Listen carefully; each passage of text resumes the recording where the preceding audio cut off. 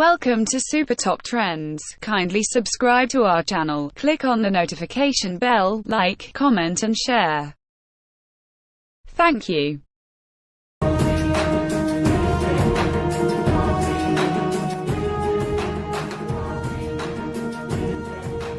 Welcome to Daily Brief YouTube channel. The war continues on the 8th day after Putin ordered the Russian army of thousands of soldiers to enter Ukraine. Russia heavily bombed Kiev at night on March 3, 2022. While important developments were taking place on the Ukrainian front today, the flights of Russian warplanes to Swedish airspace increased the tension even more. With the invasion that started after Putin's speech that shocked the world, Europe's security concerns peaked. Accusing the North Atlantic Alliance of besieging Russia, Putin threatened countries that could become members of the alliance with military and political backlash. While the deterioration of the peace environment in Europe has shaken the modern world deeply since the Second World War, Russia's new military moves increase the uneasiness even more. This threat was felt more closely in Sweden, which is one of the countries that felt the threat of aggression by Russia the most after Ukraine. Russian Foreign Ministry spokeswoman Maria Zakharova said on Friday that possible NATO membership of Finland and Sweden could have military and political ramifications. As if the invasion of Ukraine wasn't enough, the Russians seem willing to consider military action against Finland and Sweden. So how serious are these threats? Russia, which had intervened in Georgia for similar reasons before, is now attacking Ukraine more violently, while uneasiness is increasing in countries threatened by Russia. After briefly describing the important developments on the front line in Ukraine, we will examine the details of the incident in which Swedish and Russian planes collided. There is no development yet to show that the Russian army, which faced a much stronger Ukrainian resistance than expected, has backed down. In the images shared by local sources on social media, videos were shared showing the Russian army entering new settlements in Ukraine. While sources close to Russia claimed that more settlements were controlled and a large city was captured, the Ukrainian administration shared information about the latest situation on the front. While it is understood that the Russian army is trying to seize the port cities in the south quickly, it is reported that 2 more advanced warplanes of Russia have been shot down.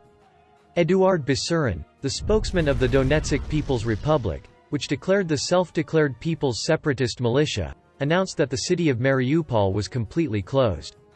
An amphibious Russian group awaits in the Black Sea operational zone.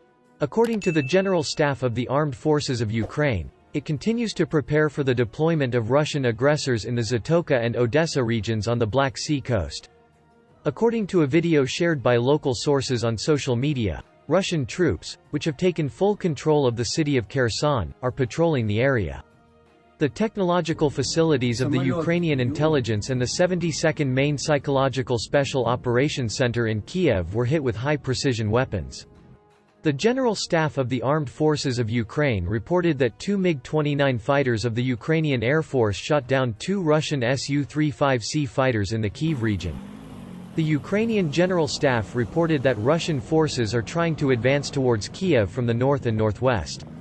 The attacks of the Russian mechanized troops on Kharkiv also continue. Kharkiv Governor Oleh Syniehubov reported that the city has been exposed to intense missile and artillery fire from the Russian army in the last 24 hours, and Russian mechanized troops have attempted to attack from the northeastern and northern parts of the city. It is claimed that all attacks were repelled and more than 40 vehicles belonging to the Russian army were seized. Russian Su-25 warplanes bombed the airport in the Chuhuiv region and the tank school on the Poltava road.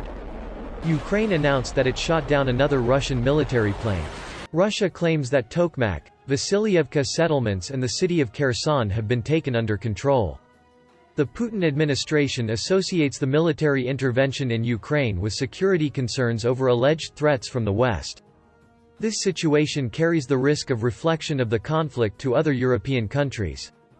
Sweden said 4 Russian jet fighters violated its airspace the day after the country's prime minister said her government will seek to boost the country's military capabilities in response to the invasion of Ukraine. Swedish military officials said the 4 fighters, 2 Russian Su-24s and 2 Su-27s, entered into Swedish airspace on Wednesday just east of the island of Gotland over the Baltic Sea. A Swedish JAS-39 Gripen fighter tracked the incursion and took photographs of the Russian jets, which quickly left the area. This shows that our preparedness is good. We were on site to ensure territorial integrity and Sweden's borders, Air Force Chief Major General Carl-Johan Edström said in a statement. We have full control of the situation. Russia's invasion of Ukraine, which has gone on for nearly a week, caused concern among nations such as Sweden that are in the shadow of Russia. On Tuesday, Swedish Prime Minister Magdalena Andersson said her government wants to increase the country's military standing. So what's behind Russia's warning of the military implications of joining NATO to Sweden and Finland? This is not a new statement from Russia. Zakharova used this language at previous press conferences before the invasion of Ukraine, including on December 24 last year, describing NATO as a military structure focused primarily on offensive action, not defense. He also stated that the possible accession of Finland and Sweden to NATO would have serious military and political consequences that would require an adequate response by Russia. NATO states that the alliance promotes democratic values and allows members to consult and cooperate on defense and security-related issues to resolve problems, build trust and prevent conflict in the long run, and that the alliance is committed to peaceful relations. Conflict resolution. In this speech, and in her final comments on February 25, Zakharova framed the accession of Finland and Sweden to NATO as a threat to Russia, described NATO as aggressive, and positioned Russia as promoters of peace in Europe, as portrayed by the Western media. Wrong light. Security cannot be separated into our security and someone else's security. Everyone should be involved on a global scale. This principle is set forth by the OSCE, of which Russia, Finland, Sweden and Iceland are all members. This means that no one has the right to build their own security at the expense of others. This is an approach that the Russian Federation has consistently supported. However, for some reason, quotes in this direction from the statements of the President of Russia, the Minister of Foreign Affairs or the Minister of Defense are never in the headlines when the position of Russia is being reported. Is this a threat? Although Zakharova voiced her reaction by portraying Finland, Sweden and NATO as an aggressive force threatening Russia, the message is clear. If Sweden and Finland join the alliance, they will face consequences. Zakharova doesn't go into detail about what consequences Sweden and Finland might face, but Russia's foreign minister, Sergei Lavrov, told Swedish newspaper Dagens Nyheter in a 2016 interview that every country has the right to decide what form its security takes. However, you must understand that if the military infrastructure approaches the borders of Russia, we will of course take the necessary military technical measures, he said, adding that Russia opposes the continuous expansion of NATO further east. These threats may sound familiar. Russian President Vladimir Putin threatened Ukraine with retaliatory military technical measures in December last year, following what Russia saw as offensive actions by the United States and NATO on the Ukrainian border. At the time, Putin sought reliable and long-term security guarantees from the United States and NATO to stop Ukraine from joining the alliance and to exclude any NATO moves eastward and the deployment of weapons systems that threaten us near Russian soil. Ukraine has repeatedly expressed interest in joining NATO, but is not a member of the alliance. Essentially, it is unclear what exactly this threat entails. Some of Russia's border countries, such as Estonia and Latvia, are already members of the alliance, and Poland and Lithuania, which share a border with the Russian enclave of Kaliningrad, are also members, so Finland would not be the first NATO country to border Russia. Also, Russia has been threatening Sweden and Finland over potential NATO membership for years, so it's unclear whether the country will actually act against these threats if the Scandinavian countries join the alliance. Ironically for Russia, these threats and their war in Ukraine could bring Sweden and Finland closer to NATO membership. I would say that the more brutal aggression you see from Russia, the more likely it is that Sweden and Finland will agree to join NATO. But I can't say we're there yet. Patrik Oksanen, a Russia expert, journalist, and senior member of Swedish foreign and security policy-focused think tank Frivril, told The Local on February 24. So how are Sweden and Finland responding to this threat? Neither Sweden nor Finland take any measures against the threat of Russia. Finnish President Sauli Niinisto stated at a press conference on February 25 that Russia's threats, although more dramatic, considering Russia's invasion of Ukraine, are not new.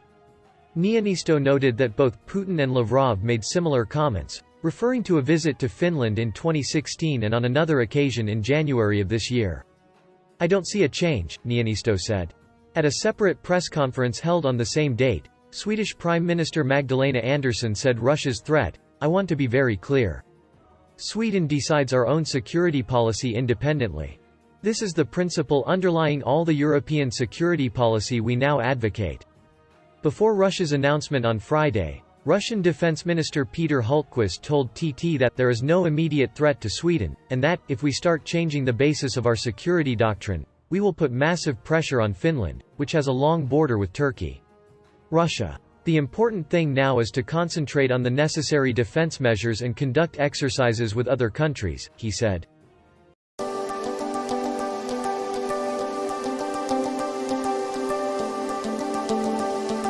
Welcome to Super Top Trends. Kindly subscribe to our channel, click on the notification bell, like, comment and share.